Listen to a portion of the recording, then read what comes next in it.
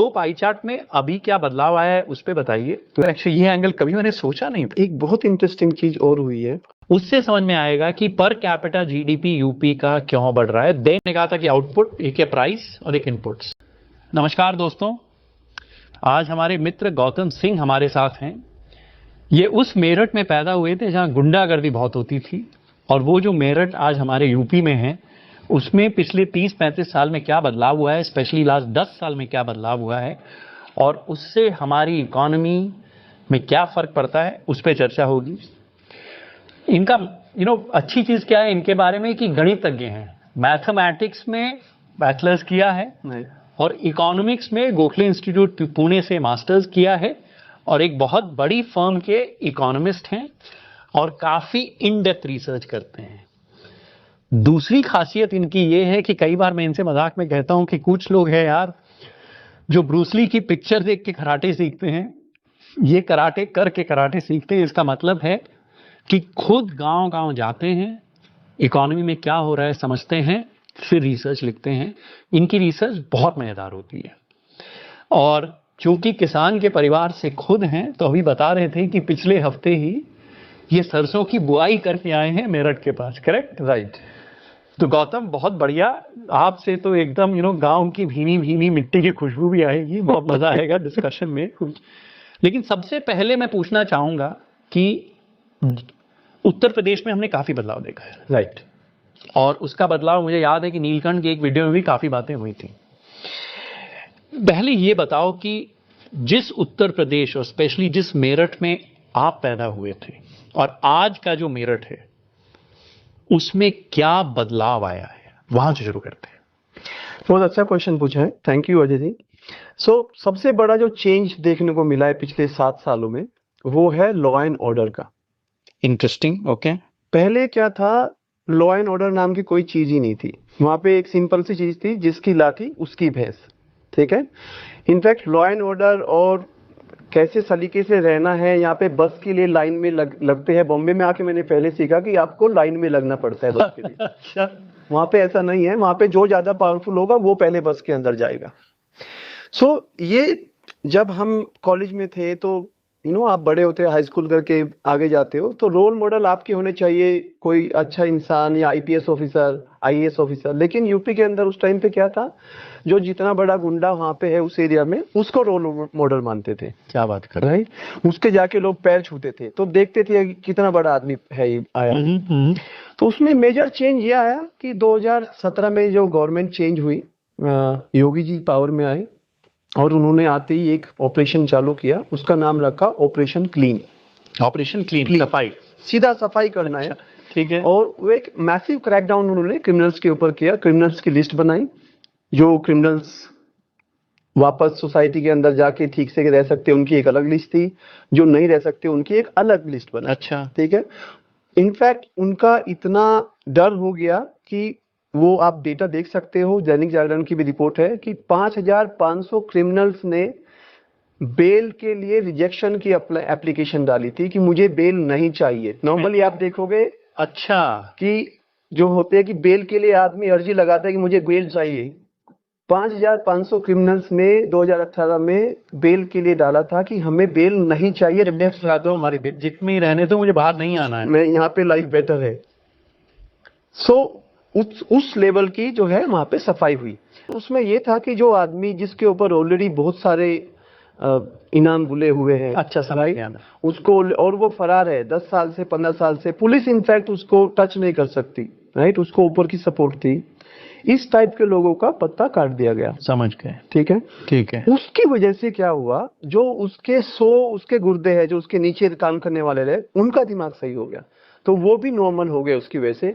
और उन सबको देख के जो बाकी छोटे, ये समझो जो 16-17 साल की एज में आप देखते हो, जो रोल मॉडल उनको मानते थे, हाँ, उनके रोल मॉडल भी चेंज हो गए उनकी हालत देख के। अच्छा, तो अभी एक किस्म का आप समझो कि सपोज मैं आपको एक एग्जांपल देना चाहता हूँ। आप यहाँ पे बॉम्बे में बहुत सारे लोग रिलेट नहीं कर पाते इस चीज को कि ये पीस डिविडेंड एक्चुअली चेंज क्या हुआ है वहां पे। अगर मैं यहाँ से जाता था बॉम्बे से घर के लिए, तो मैं फ्राइडे शाम को ऑफिस किया, कभी भी फ्राइडे शाम को नहीं जाता था, मैं सैटरडे सुबह की फ्लाइट लेता था। अच्छा, इन लोगों को प्लान है नहीं, क्योंकि रात को अंधेरा रहेगा, पहली बात तो एयरपोर्ट पे ड्राइवर मना कर देगा जाने को। तो ये है कि आप बॉम्बे से दिल्ली जाते हो, दिल्ली लैंड करते हो, दिल्ली से मेरठ आपको गाड़ी से जाना। गाड़ी से जाना रहता तो है। दिल्ली से मेरठ के लिए कोई ड्राइवर तैयार नहीं है रात को, जाना ही नहीं है। यूपी नहीं जाएंगे। अच्छा। सपोज आपका कोई इमरजेंसी है, हो जाती है फैमिली में इमरजेंसी, आपको जाना ही पड़ता है, कोई कुछ, हाँ। उसके लिए क्या करना पड़ता था, आपको यकीन नहीं आएगा, एक दो बार ऐसा इंसिडेंट हुआ है कि आपको रात को ही जाना पड़ रहा है, तो वहां से फैमिली मेंबर्स आएंगे, सपोज माय फादर, वो भी अकेले नहीं, एक दो लोगों को लेके, परिवार वालों को, और वो गन लेके आएंगे और गन लोडेड करके गाड़ी के अंदर रखेंगे, तब जाके वो मतलब हम लोग घर पे जाते थे। क्या तो एक दो बार ऐसी ये इंसिडेंट 2015-16 तक ये हो रहा है। 2016 तक ये चीज हो रही थी।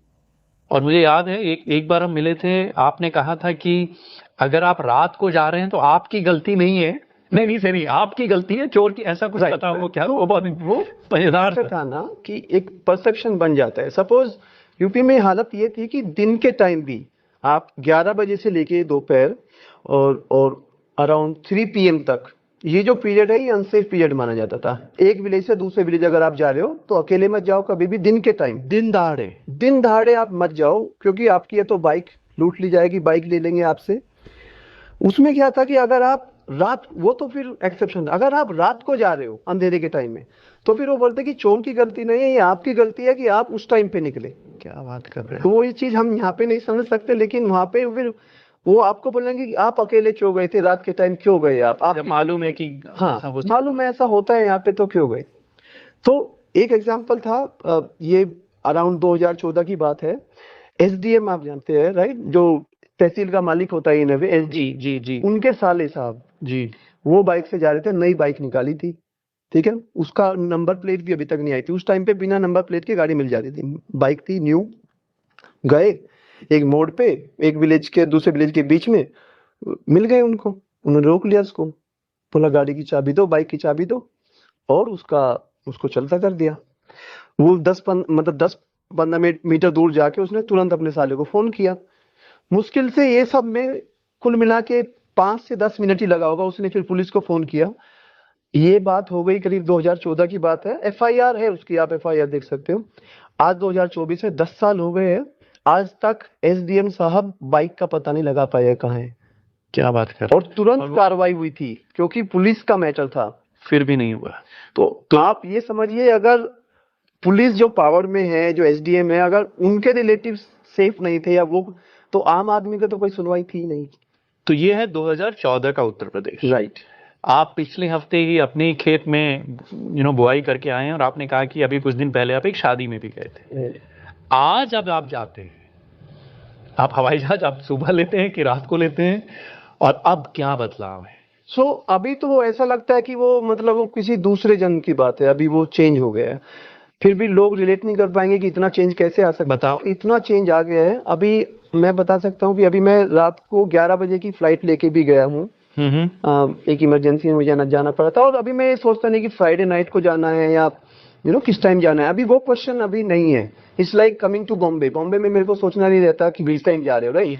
It is become like that now. In fact दूसरी चीज एक और हुई है कि उसकी वजह से आप बेटर प्लान कर सकते हो। तो मैं आपको बता रहा हूँ, जैसे ही नाइट में मतलब वो एक शादी की रस्म होती है, विदाई किया, 12 बजे के बाद ही होती है वो तो टिपिकल। और तुरंत रात को ही मैं अकेला निकल गया। मेरे फादर ने ये भी नहीं पूछा कि तुम अकेले जा रहे हो, कैसे जा रहे हो, कोई मतलब नहीं है। पहले अगर यही चीज होती तो ही would have been very concerned कि अकेले मत जाओ, या हम लोग आते हैं साथ में, या फिर अगले दिन में एक दिन एक्स्ट्रा बफर रखना। तो उसकी वजह से आप ये समझिए कितना नुकसान होता है। मैं रात को आ गया बॉम्बे में, अगले दिन मेरा कॉन्फ्रेंस था, यहाँ पे मीटिंग्स थी, तो वो मैं अर्ली मॉर्निंग से अटेंड कर पाया, अदरवाइज वो मेरी मिस हो जाती। तो पूरा एक दिन वेस्ट होता, पूरा एक दिन वेस्ट। एक होटल में रहना पड़ता, खर्चा एक्स्ट्रा होता, सारी चीजें। एब्सोल्युटली। अच्छा। तो ये सब चेंजेस आए हैं अभी, लॉ एंड ऑर्डर में मतलब बहुत बदलाव आया है उसकी वजह से, और उसका बेनिफिट दिख रहा है, एक्टिविटीज जो वहाँ पे बढ़ी है अभी। इनफैक्ट मैं एक बार यहाँ आपको रोकना चाहूंगा, आपने ये जो एक वर्ड यूज किया ना, पीस डिविडेंड, राइट, कि जब एक काफी जगह, चाहे वो गुंडागर्दी है या सिविल अनरेस्ट है, लड़ाइयाँ होती हैं, वहां अगर शांति आ जाती है तो क्या ग्रोथ आता है। और मुझे याद है आपकी एक रिपोर्ट में आपने श्रीलंका का एक चार्ट दिखाया था, वो मैं व्यूअर्स को दिखाऊंगा राइट कि जब पीस डिविडेंड आता है, जो श्रीलंका में जब खत्म हुई थी इंटरनल जो भी चीजें, राइट तो किस तरह का ग्रोथ आया था, कि डेफिनेटली इमीडिएटली एक बेनिफिट आता है इकोनॉमी को। राइट। तो बताइए। तो आई थिंक पीस डिविडेंड जो ना बहुत ही अंडर अप्रिशिएटेड चीज है, अच्छा ध्यान नहीं देते हैं, अच्छा बट ये बहुत ज्यादा काम करता है किसी भी इकोनॉमी के लिए, और ये होता हुआ दिखा है। श्रीलंका एक बहुत अच्छा एग्जांपल हमने उस टाइम पे दिया था। जो 3-4% की ग्रोथ थी वो 9 से 10% की बिल्कुल। एकदम से हो गई। बिल्कुल। राइट। यू होता क्या है इसमें, सपोज अभी एक बहुत बड़ा क्वेश्चन मार्क आ रहा है लोगों के दिमाग में कि वीमेन पार्टिसिपेशन लेबर फोर्स में कैसे बढ़ गया है। ये कुछ 24-25% था कोविड से पहले, और अभी आप लेटेस्ट डेटा देखेंगे 24 का, FY24 का, ये 48%। Yes yes, that's a very interesting chart. सभी इकोनॉमिस्ट अपना हेड ब्रेक कर रहे हैं कि ये हुआ कैसे है। सब लोग अपनी अपनी थ्योरी दे रहे हैं, पीस डिविडेंड कोई देख नहीं रहा है। अब मैं आपको एक एग्जांपल से रिलेट कराऊंगा क्यों हुआ है, वीमेन पार्टिसिपेशन क्यों बढ़ा है। जब पीस मतलब जब आप सेफ फील करते हो, फिर आपका रात और दिन आप काम कर रहे हो, घर से बाहर जा रहे हो, वो दिमाग में नहीं रहता। राइट। सो ये बात है, मैं एक बार ये रोड ट्रिप कर रहा था, जैसे आपने समझाया। मैं दिल्ली से आगरा गया। आगरा जैसे ही एंटर हुआ, बाहर आउटस्कर्ट्स पे एक टोल बूथ था। ये बात करीब 2018 की, लेट 18 की बात है। अच्छा। तो 1 साल हो गया था वहां पे ये सब क्रैकडाउन करते हुए, लॉ एंड ऑर्डर में। तो मैंने बाहर देखा कि जो ये टोल बूथ है, ये वीमेन ऑपरेटेड टोल बूथ था, for the women operated toll booth, as early as 2018। और ये रात के 11 बजे की बात है। क्या बात है। सो आई वॉज टोटली स्टम्प्ड कि यार ये तो जेन्युइन चेंज आ गया है। मतलब यूपी, मैं रिलेट नहीं कर पाया कि ये अपना ही यूपी है, कि अपना उत्तर प्रदेश है, कि जहाँ पे विमेन सब टोल जो थे, जितने भी विंडोज रहती है, सब पे विमेन थी। क्या बात है। ओके, वो मैंने पिक्चर मैं दे दूंगा, ठीक है।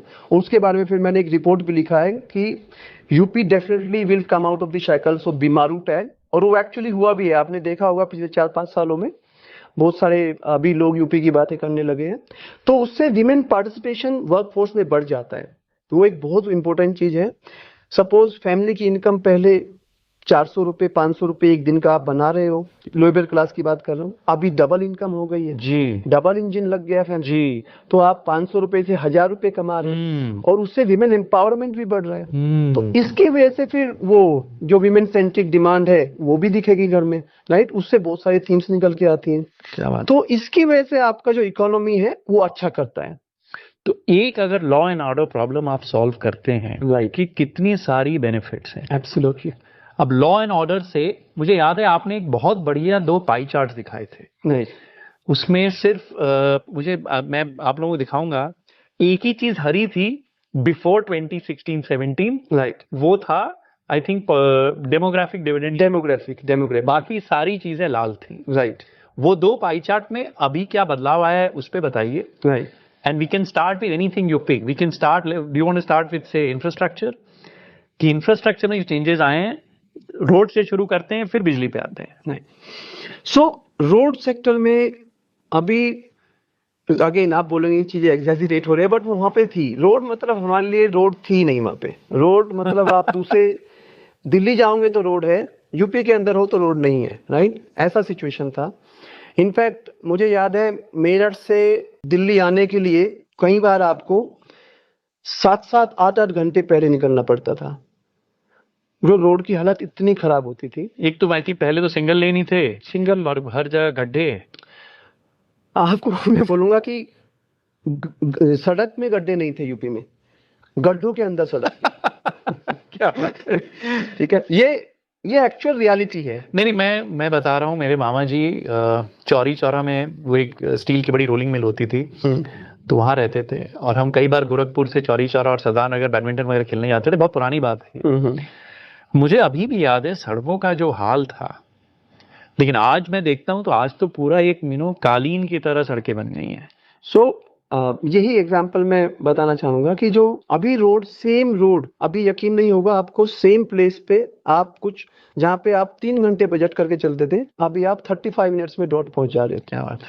ठीक है, कई बार ऐसा होता था, ये जो बरसात के बाद अगर आप उस रोड से जा रहे हो बाई चांस, क्योंकि क्या हैवी व्हीकल्स जा रहे हैं तो रोडों में गड्ढे, रोड्स के अंदर गड्ढे हो जाते थे। कई बार क्या पूरी की पूरी बस आपको नजर ही नहीं आ रही अगर आप दूर से देख रहे हैं तो इतना बुरा हाल था। ठीक है, सब रोड्स का नहीं बोल रहा हूँ, देयर वर पर्टिकुलर रोड्स जहाँ पे ये हालत थी। अच्छा। अभी उस टाइम पे चूज करना पड़ता है कि ये रोड बहुत ज्यादा खराब है, उससे थोड़ा ठीक ये रोड है तो आप इससे चले जाओ। अभी सिचुएशन दूसरी है। अभी मैं दिल्ली से जब जाता हूँ तो गूगल पे चेक करता हूँ कि मैं RRTS लूँ जो रैपिड रेल बनाया है, या मैं जो नया हाईवे 8 लेन का जो इंडिया के अंदर सबसे बड़ा हाईवे चालू किया है वो लूँ, या मैं जो पुराना रोड था गंगा कैनाल के ऊपर से बाजू से वो रोड लूँ, या मैं बाया बागपत लूँ। तो 4 ऑप्शन मेरे पास रहते हैं और चारों में गैप रहेगा, मतलब 15 से 20 मिनट आपको 2-2.5 घंटे में आप पहुंच जाते हो, जहाँ पे आपको 6 से 7 घंटे प्लान करने पड़ते थे पहले। इंटरेस्टिंग। राइट, तो अभी आपको चूज करना रहता है कि कौन सा रोड थोड़ा टाइम और ज्यादा सेव कर देगा मेरा। तो रोड के फिर फायदे वही है कि एक समय बचता है, दूसरा अगर आपको एक जगह से दूसरी चीजें पहुंचानी हैं आराम से पहुंच सकती हैं। राइट, स्पेशली जो पेरिशेबल चीजें हैं, सब्जियां, फल, Right. वो 8-8 घंटे में, तो अगर एक दिन एक्स्ट्रा लग गया तो सड़ भी जाएंगे, उसकी वैल्यू कम हो जाती है। राइट, तो उसका भी एक फायदा हो जाता है। और क्या फायदे हैं? सी ये आप स्टोरी से समझेंगे। मेरा एक फ्रेंड है जो गांव में ही खेती करता है। उस टाइम मेरे साथ में पढ़े बहुत अच्छे थे, बट वो somehow he preferred to stay back।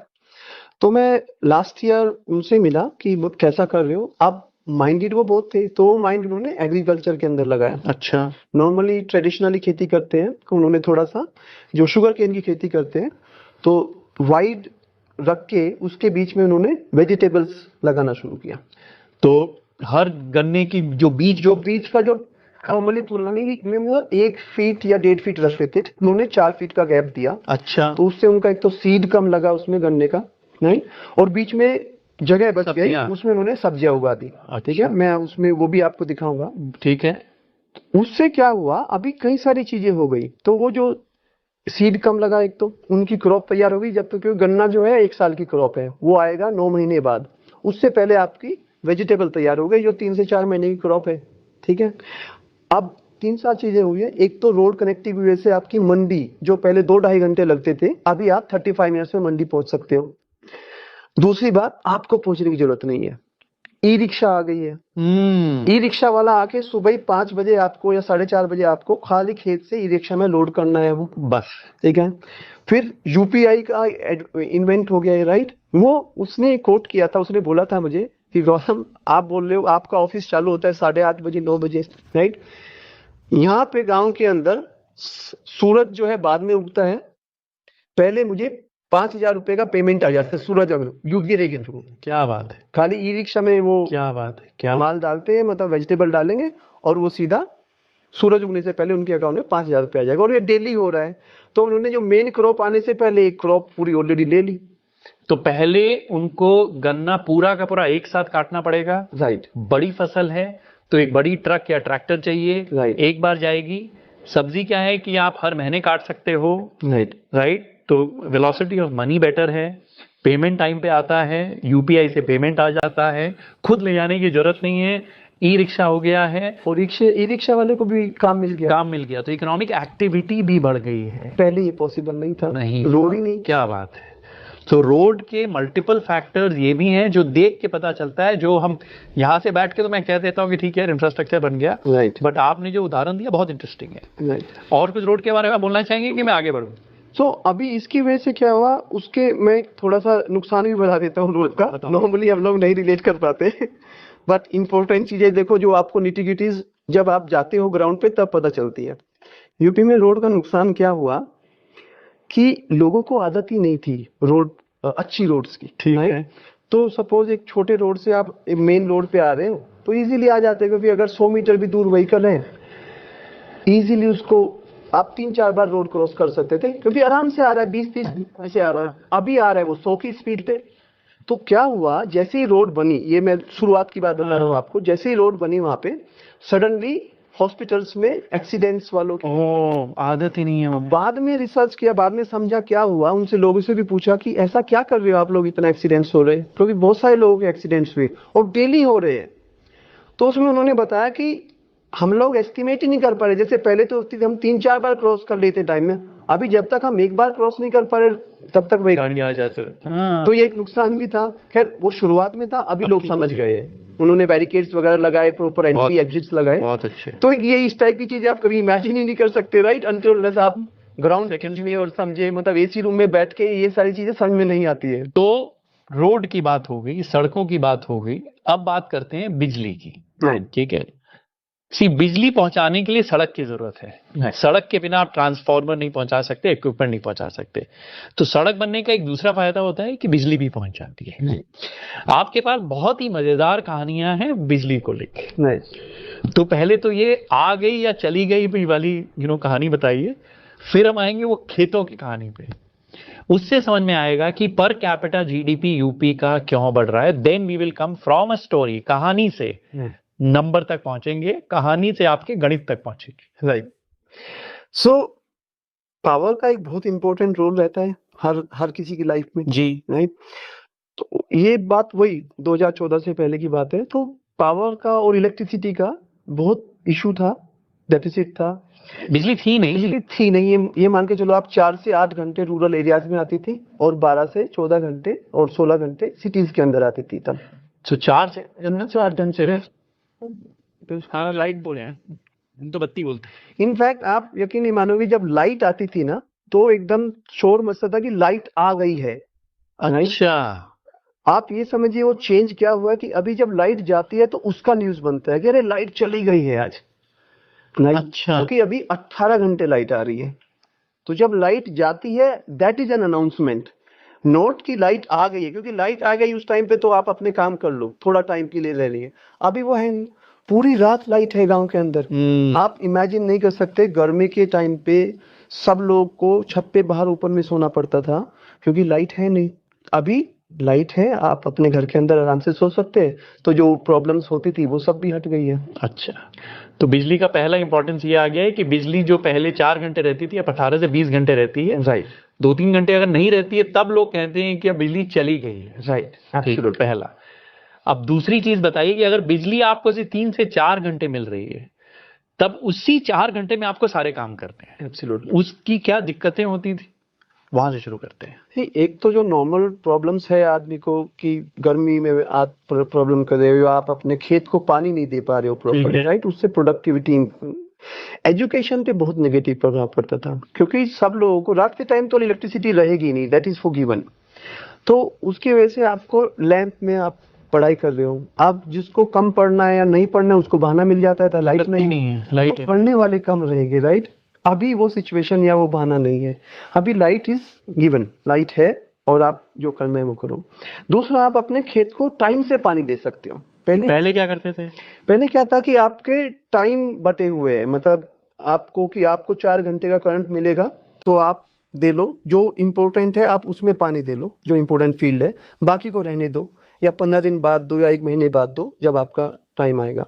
अभी क्या है, आप फ्रिक्वेंटली उसको वाटर दे सकते हो, इरिगेशन। तो पहले फिर आपको मालूम है कि इतनी देर बिजली आई कि आपने मोटर ऑन करके पंप ऑन करके छोड़ दिया। ये सबसे बड़ा प्रॉब्लम था। अभी एक तो दूसरी प्रॉब्लम थी लॉ एंड ऑर्डर की कि रात को आप जा नहीं सकते खेत। हाँ, डर लगता था। तो गुंडागर्दी है तो रात को खेत जा सकता। ऑटोमेटिक स्टार्टर आता था, आपने उसको ऑन कर दिया शाम के टाइमिंग, सूरज मतलब रात होने से पहले, और घर पे आ गए।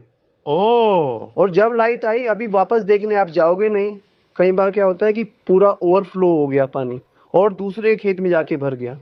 अच्छा, उसको करनी थी नेक्स्ट डे अपने खेत की बुआई, अब उसका डिले हो गया, उसकी वजह से उनकी फाइट होती थी उस वजह से। क्या बात है, मतलब कि मैं शाम को 4 बजे मैं खेत में हूँ, बिजली अभी नहीं है लेकिन मैंने स्टार्टर स्विच ऑन कर दिया है, राइट, क्योंकि आपको पता है आप वापस आओगे और मैं डरता हूँ इसलिए मैं रात को आऊंगा नहीं। अब बिजली जब आएगी, पंप चल गया, पानी भरना शुरू हो गया, मैं बंद करने आ नहीं सकता। राइट। तो मेरा खेत तो ठीक है, सिंचाई होगी, लेकिन बगल में पानी ओवरफ्लो हो गया। राइट। उसको परेशानी हो, उसको नुकसान हो गया, परेशानी नुकसान भी हो गया, और नुकसान भी हो गया क्योंकि उसका डिले हो गया क्रॉप में, या उसकी तैयार क्रॉप है सपोज कहीं गया, वो खराब हो गया। अरे बाप, तो ये बहुत बड़ा इशू था। अभी क्या है, अभी प्रेडिक्टेबिलिटी है, ये टाइम पे तब बिजली आएगी तो ये टाइम पे बिजली आएगी ही। दूसरा, डर नहीं है गुंडागर्दी। हाँ, कि किसी भी टाइम अकेले जाके अच्छा, अपना तो जितना पानी चाहिए उतना ही दूंगा, मेरा भी खराब नहीं होगा, किसी और का भी खराब नहीं होगा, लड़ाई नहीं होगी, कुछ नहीं होगा। राइट। और ये तो एक्चुअली ये एंगल कभी मैंने सोचा नहीं था। एक बहुत इंटरेस्टिंग चीज और हुई है। सपोज गर्मी में अक्सर होता था ट्रांसफॉर्मर जो ट्यूबवेल के पास में रहता है वो खराब हो जाता था क्योंकि लोड ज़्यादा है, राइट। इलेक्ट्रिसिटी उतनी आ नहीं रही, वोल्टेज कम आता था और उसको चला रहे हैं तो वो कॉन्क ऑफ हो जाता था, वो खराब हो जाता था। तो वो एक बहुत बड़ी सिरदर्दी हो जाती थी। अच्छा। को रिप्लेस करने में 1 महीने से पहले होता ही नहीं था। उसका क्या रीजन था कि पहले लोग आएंगे, जितने लोग के पास में जितने लोग इकट्ठे करके सब अपने अपना शेयर कंट्रीब्यूट करेंगे, उसमें भी डिले होता था। फिर 5 दिन बाद उसको जाके डिस्ट्रिक्ट में लेके जाएंगे जहाँ पे वो रिपेयर होता है, उसकी एंट्री के लिए भी आपको गेट कीपर को पैसा देना पड़ेगा उसकी एंट्री कराने के लिए, करप्शन। अच्छा। फिर वो 5-10 दिन में ठीक होगा, हर लेवल पे आप पैसा देंगे और जब उसका ठीक हो जाएगा उसके बाद आउट कराने के लिए भी आपको पैसा देना है सेम बंदे को, गेट कीपर। उसके बाद उसको लेके आएंगे, उसको आप लगेंगे। तो इस सब में 1 महीना चला गया। गर्मी के टाइम पे आप समझो अगर 3 दिन फसल को लेट हो गया पानी, आपकी क्रॉप डैमेज हो जाती है। यहाँ पे 1 महीना मतलब पूरा का पूरा क्रॉप आपका खत्म। अभी क्या है, अभी सपोज अभी मेरा ट्रांसफार्मर खराब होता है, अभी विदिन 24 आवर्स वो ट्रांसफार्मर आपको उतारना नहीं है, कहीं लेके जाना, कुछ नहीं करना है, खाली एक कॉल करनी है। विदिन 24 आवर्स वो ट्रांसफार्मर रिप्लेस हो जाता है। क्या बात है। 24 घंटे के अंदर, सेम टाइम नेक्स्ट डे उस टाइम तक रिप्लेस हो जाता है। लेकिन एक कंडीशन है उसकी, क्या? बिल पे होना चाहिए। अगर आपने बिल नहीं पे किया है तो नहीं होगा। बिल अगर पे नहीं किया तो नहीं होगा। अच्छा। तो मतलब ये है कि कंप्लायंस भी बढ़ रहा है। कंप्लायंस जरूरी है। पहले एक था बिल दे ही नहीं रहे, हाँ, फिर भी ठीक। हाँ, अच्छा। तो इसलिए बिल नहीं था। अभी क्या है, बिल आपको भरना टाइम से, तो सभी लोग क्या इस वजह से बिल भी टाइम से भर रहे हैं, राइट। पर आगे समझिए, बिल आप सपोज 1000-1500 रुपए 2000 जितना दे रहे हैं महीने का, ये समझिए एक बार ट्रांसफार्मर खराब, और वो गर्मी में खराब होगा ही होगा, आपका ये समझिए कि कम से कम 25 से 30 हजार का नुकसान हो जाएगा जो क्रॉप का ईल्ड गिरता था उसकी वजह से। आपको टाइम से अगर पानी नहीं दे पाए अपनी क्रॉप में, तो उसकी वजह से उसकी जो प्रोडक्शन था ना और प्रोडक्टिविटी वो कम हो जाती थी। तो फिर मुझे ये बताओ कि अगर इतने बदलाव हो रहे हैं, सो इसमें 2 सवाल हैं मेरे। एक चार्ट आपकी प्रेजेंटेशन में था कि पर कैपिटा जीडीपी में क्या बदलाव आया है। Let's start with Uttar Pradesh, पहला वो, ठीक है, because of all these factors. और फिर दूसरा था कि आप कहते हैं कि गांव में 3 इंपॉर्टेंट फैक्टर हैं। एक आपने कहा था कि आउटपुट, एक है प्राइस और एक इनपुट्स। राइट। ये 3 वेरिएबल पे बताओ कि क्या हो रहा है। सो अभी अगर आप देखोगे रूरल में थोड़ा सा चेंज आ रहा है पूरे इंडिया में। व्हाट वी आर सीइंग, जो रूरल डिमांड थोड़ा कम था, अभी आई एम सीइंग कि वहां पे तीनों चीज positive turn. So you are seeing some green shoot. Yes. Yes. So that green shoot is 3 factor होते हैं, देखिए एग्री के लिए बहुत इंपॉर्टेंट होते हैं टू गेट द एग्री और रूरल कॉल राइट। ठीक है। 1 is output, second is price and third is input cost. ठीक है। राइट। पिछले 2-3 साल से क्या हो रहा था, price was good, price was not a complaint. Okay. Okay. लेकिन आउटपुट में प्रॉब्लम हो रही थी बिकॉज ऑफ वेदर इश्यूज। अच्छा। हार्वेस्ट के टाइम पे या सोइंग के टाइम पे कुछ ना कुछ वेदर वेगरीज थी। और सेकंड, यूक्रेन वॉर के बाद में suddenly there was a spike in fertiliser prices and agrichem prices. की वजह से 13-14% की इन्फ्लेशन आ गई एग्री इनपुट कॉस्ट में, और वो फार्मर्स का क्या, पूरा का पूरा जो उसका रियलाइजेशन होता है वो नेगेटिव हो गया उसकी वजह से। अच्छा। तो ये 3 फैक्टर थे, उसमें से 2 नेगेटिव थे, एक पॉजिटिव था। अभी क्या हुआ है, तीनों को तीनों पॉजिटिव टर्न हो गए हैं। सो आपका output is very good. In fact this year we had 113 million ton of wheat output this year. This is the highest India ने जो प्रोड्यूस किया एक साल में। अच्छा। 113 मिलियन टन का। ओके। तो आउटपुट आपका अच्छा आ रहा है। प्राइस अभी भी बहुत अच्छा है बिकॉज प्राइस तो आपको मिल ही रहा है। तीसरा चीज है इनपुट कॉस्ट। अभी जो इनपुट कॉस्ट जो 13-14% की जो कॉस्ट बढ़ गई थी, वो अभी फ्लैट टू सिंगल डिजिट हो गई है। और ये सारा का सारा बेनिफिट आपका बॉटम लाइन में होता है बिकॉज कॉस्ट तो आपकी फिक्स्ड है सब। तो ये प्राइस है आपका, इनपुट कॉस्ट बच गई तो उसकी वजह से आपका रियलाइजेशन बढ़ गया है। तो फार्म रियलाइजेशन जो है वो बेटर है अभी, और उसका इफेक्ट आपको नंबर्स में दिखेगा। जो रूरल सेंट्रिक कंपनीज है उनके नंबर्स में आपको वो दिखेगा। बिकॉज कई बार हम के शेप की बात करते हैं कि के शेप मतलब हो गया कि स्टार्टिंग पॉइंट सेम है, कुछ चीजें अच्छा कर रही हैं, कुछ खराब कर रही हैं। राइट। पहले क्या था कि आई थिंक प्रीमियम प्रोडक्ट ज्यादा अच्छा कर रहे थे, शहरों में ज्यादा बेटर हो रहा था। राइट अभी वो उल्टा हो रहा है। आप कह रहे हैं कि because of all the things that you mention कि rural is now recovering, right right? तो फिर ये जो जीडीपी का आपका चार्ट है, ये बताइए कि जो बीमारू देश हम कहते थे, ठीक है, बिहार, मध्य प्रदेश, यूपी, इतने जो बदलाव आए हैं, बिजली, सड़क, विमेन एम्पावरमेंट। इनफैक्ट मेरी बेटी ने मुझे ये कैप पहनने बोली थी, जो वंडर वुमन वाली कैप है। सो आई सेड चलो I will where a wonder woman cap. तो ये जो तीन चीजें हो रही हैं, इससे ये जीडीपी का चार्ट मुझे आपका बहुत ही मजेदार लगा। इस पे थोड़ी चर्चा करिए।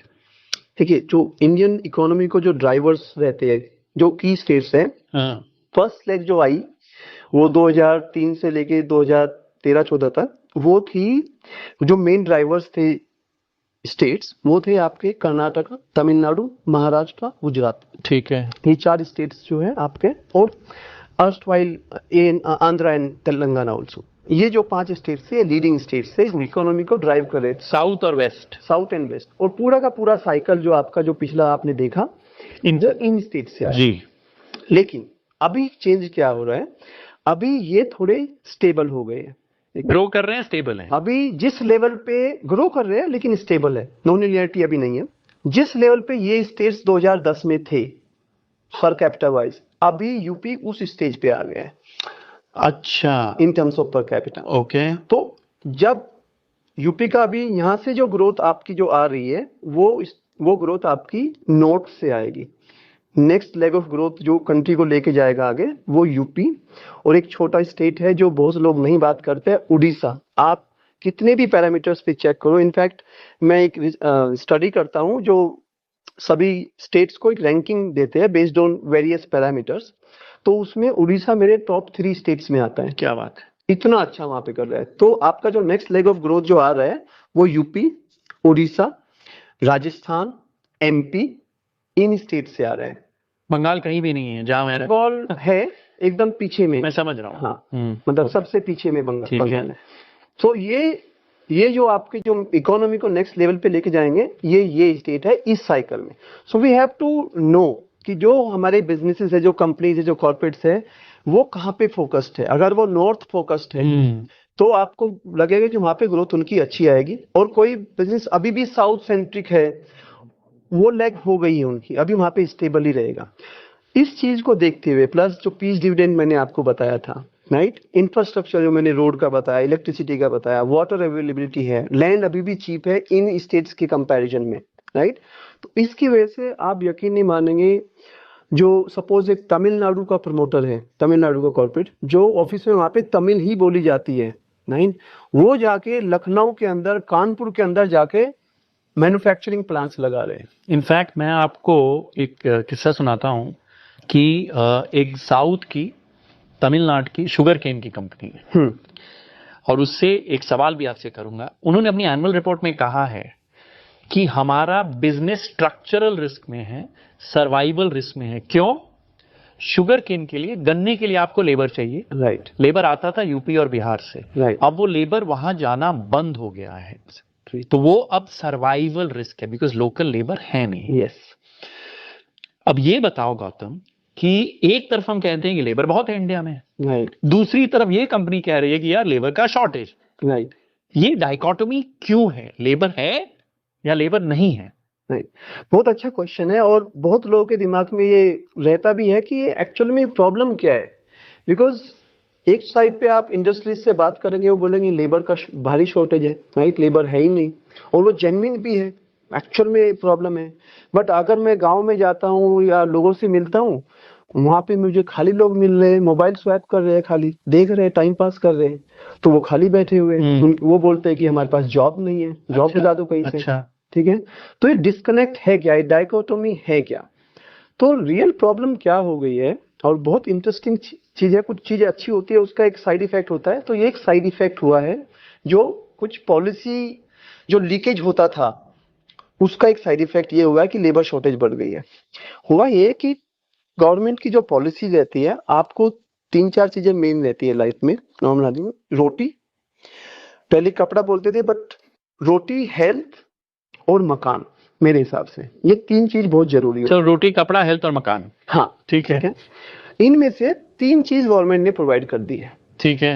रोटी मतलब फूड, आपको फ्री फूड है, 80 करोड़ इंडियंस को फ्री में फूड मिल रहा है, मालूम। राइट, गवर्नमेंट की ठीक स्कीम। है। दूसरा आपका हेल्थ, आयुष कार्ड बन गया है, और ये क्या इम्प्लीमेंट हो गई ये चीजें, ये नहीं कि खाली पेपर में बन गया या कोई उसको एक्सेप्ट नहीं कर रहा है। आप आयुष का कार्ड लेके दिल्ली के या किसी भी सिटी के किसी भी हॉस्पिटल में जाएंगे, 5 लाख तक का आपका खाली कार्ड दिखाना है, तुरंत इलाज होगा, आपसे कुछ करने की जरूरत नहीं। क्या बात है। ओके। तीसरा हाउस शेल्टर, वो भी पीएम आवास की वजह से ना। ऐसा नहीं कि ये स्कीम पहले नहीं थी, फूड स्कीम पहले भी थी, इंदिरा आवास योजना ये सब पहले भी थी। अभी हुआ क्या है, जब से आधार आया है और आधार की कनेक्टिविटी हो गई है बैंक अकाउंट से, राइट, और इनका जियो टैगिंग हो गया है, मतलब थंब इम्प्रेशन वगैरह ये सब, ये एकदम एक दूसरे से लिंक हो गए हैं अभी। तो ये सिस्टम काफी फुल प्रूफ हो गया है। सपोज पहले क्या था, अगर मुझे चाहिए फूड ग्रेन तो मैं प्रधान के उसको उसके गुड बुक्स में मुझे होना चाहिए, प्रधान के, ग्राम प्रधान के, राइट। तो वो अगर मैं उसकी गुड बुक्स में हूं तो मुझे कुछ मिलेगा, और वो मुझे कैसे मिलेगा, पहले प्रधान अपना कट रखेगा, राइट। अगर मुझे 10,000 रुपए मिलने थे घर बनाने के लिए, तो उसमें से पहले प्रधान मतलब 5,000 2,000 जितना भी है उसका मन किया पहले अपना रखेगा, और वो अपने लोगों का कराएगा इसकी। आप प्रधान के मर्जी पे थे। अभी मैं पुणे के बाहर एक गांव है, वहां पे था, तो ये ग्राम प्रधान रो रहा था कि ये तो सब चीज चेंज हो गई है अभी। तो अभी मतलब हम मतलब उल्टा हो गया है अभी, क्योंकि डायरेक्ट पैसा आता है उस आदमी के अकाउंट में, तो प्रधान उसको बोलता है कि यार कुछ 500,000 रुपया मुझे भी दे दो। ठीक है, चल। राइट, रेंट सीकिंग हो रही है, इतनी नहीं हो रही है, मतलब, और वो उसकी मर्जी है, वो देना चाह रहा है नहीं देना चाह रहा है, राइट, वो रख नहीं रहा है साइड में। तो उससे क्या हुआ आपका, और ऐसे ही फूड ग्रेन था, बहुत फेमस डायलॉग भी था पहले राजीव गांधी जी का, राइट, कि ऑलमोस्ट 80% लीकेज हो जाता था पहले हर चीज। हाँ। अभी ऐसा नहीं है, एक दाना ग्रेन जो बोलते हैं गेहूं का या राइस का नहीं निकलता है जब तक वो आदमी जिसका पॉलिसी, जिसके नाम पे पॉलिसी है, वो अपना थंब इम्प्रेशन नहीं रखता है और वो आधार से लिंक है, तभी जाके वो रिलीज होता है और उसको मिलता है। अच्छा, फुल प्रूफिंग हो गई है, मतलब जाके जियो टैगिंग यूज हो रही है, टेक्नोलॉजी यूज हो रही है, बायोमेट्रिक्स यूज हो रही है, तो लोगों के घर में खाने के लिए अनाज है। अब लेबर आदमी तभी प्रोवाइड करता है जब उसको नेक्स्ट टाइम का खाने का इशू है। तो अभी नेक्स्ट टाइम का खाने का इशू इस कंट्री में नहीं है, ठीक है। तो अभी लेबर प्रोवाइड करने के लिए, उसको इंसेंटिवाइज करने के लिए आपको हाई वेज रेट देना पड़ेगा, या उसको यूपी बिहार से लेके आप तमिलनाडु लेके जाओ, उसको बहुत ज्यादा वेज आपको देनी पड़ेगी, तब जाके वो आएगा। अच्छा, मेजर प्रॉब्लम क्या हो गया है, जो डिस्कनेक्ट है, कि उनको उतना अर्जेंसी नहीं है कि उनको खाने की प्रॉब्लम है। खाना मिल रहा है, खाना मिल रहा है, अगर थोड़ा बहुत भी 2-3 दिन का भी मनरेगा में या थोड़ा बहुत सड़क बनाने में काम भी मुझे दिख के हो जाए तो मुझे जरूरत ही नहीं है कहीं और जाने की। इंसेंटिव मिले कि आप ज्यादा, ऐसा बहुत ज्यादा रहेगा, तो एक ये बड़ा प्रॉब्लम हुआ है।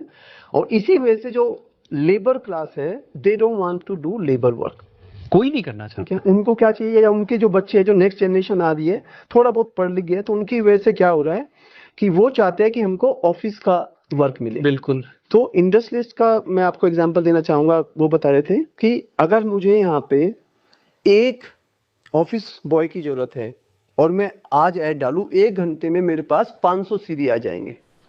लेकिन अगर मुझे 10 वर्कर्स चाहिए तो मुझे पूरा दिन 2 दिन हो जाएंगे, मेरे को 10 वर्कर्स नहीं मिलेंगे। तो ये डिस्कनेक्ट है। तो जो आदमी, मतलब यहाँ पे डिमांड है, यहाँ पे सप्लाई, जो ये गैप नहीं फुलफिल हो रहा है। जो इंडस्ट्रियलिस्ट को जो चाहिए वो ये नहीं देना चाह रहे, जो इनको चाहिए वो नहीं दे पा रहे। तो ये मेजर प्रॉब्लम हुआ है, उसी के लिए गवर्नमेंट काम कर रही है। आपने देखा होगा ये बजट में उन्होंने स्किल डेवलपमेंट के लिए चालू किया है, वो इस गैप को ब्रिज करने के लिए किया है, वो करना पड़ेगा।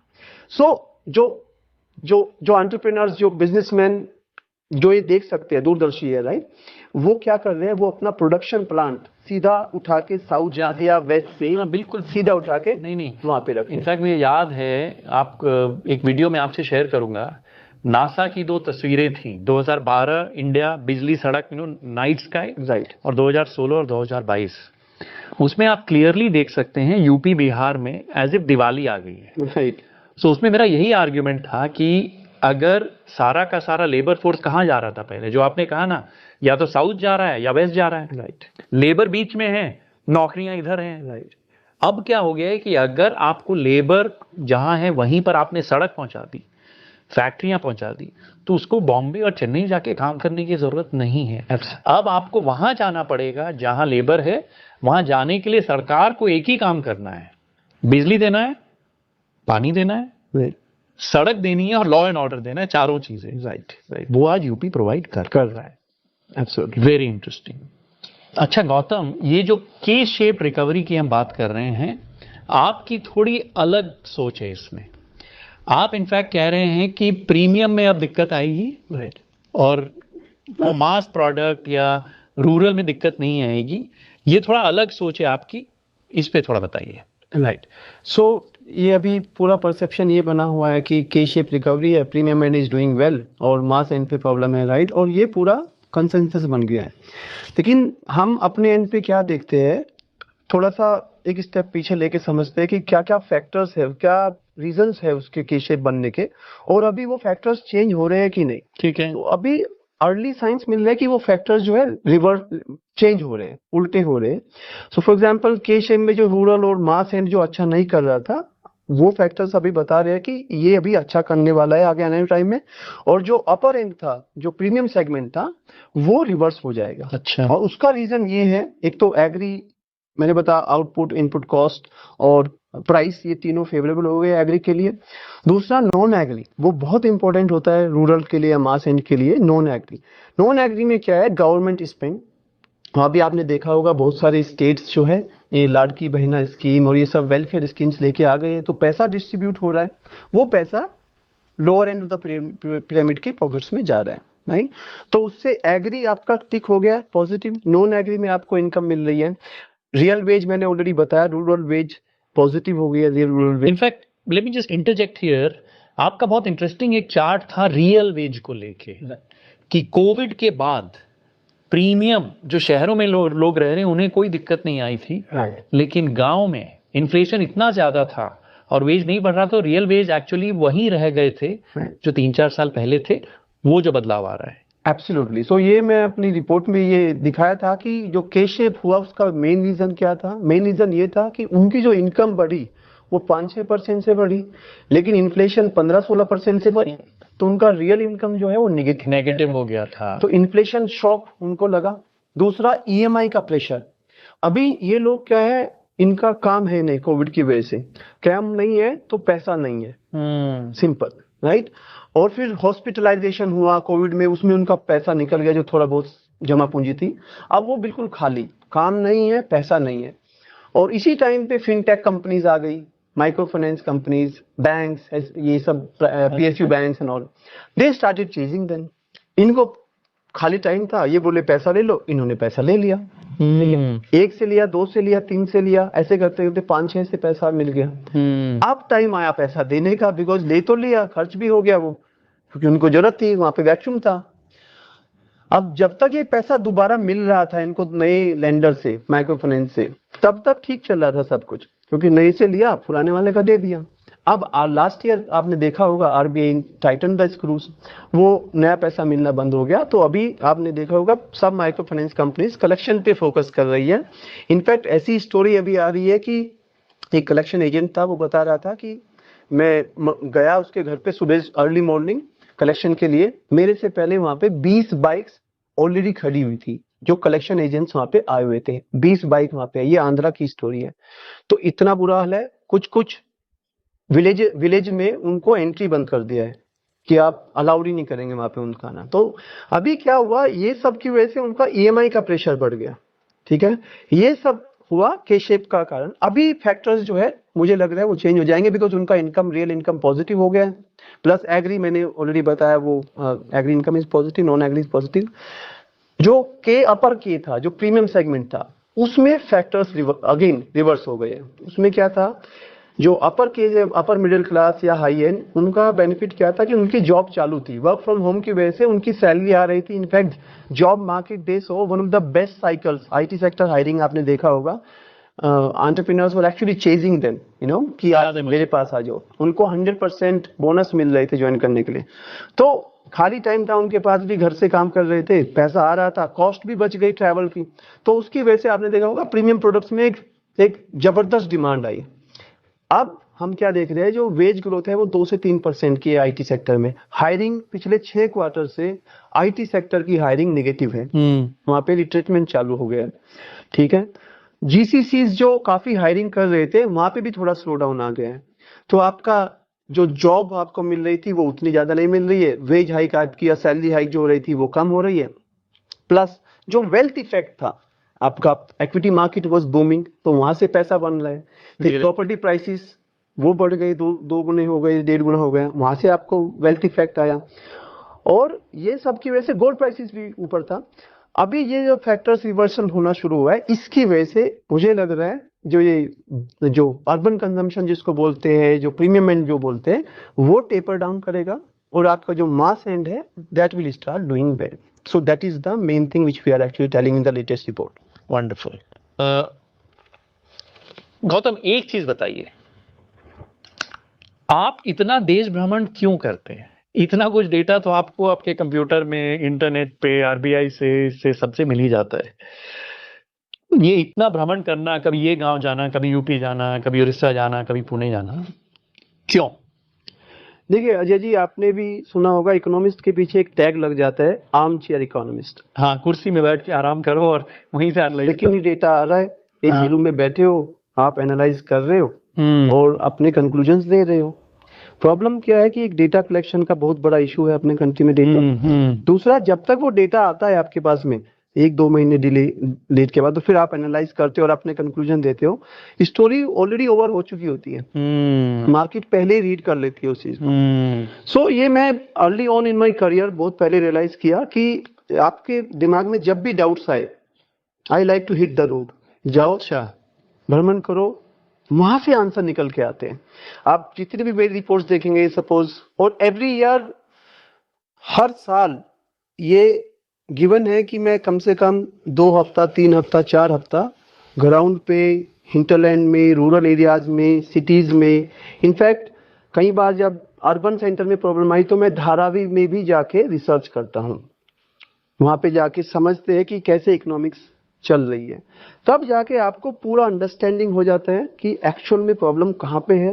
जब तक सेकेंडरी डेटा उसको बताएगा, आप ऑलरेडी उस चीज को लिख सकते, समझा सकते हैं, बता सकते हैं, और you can be ahead of the curve.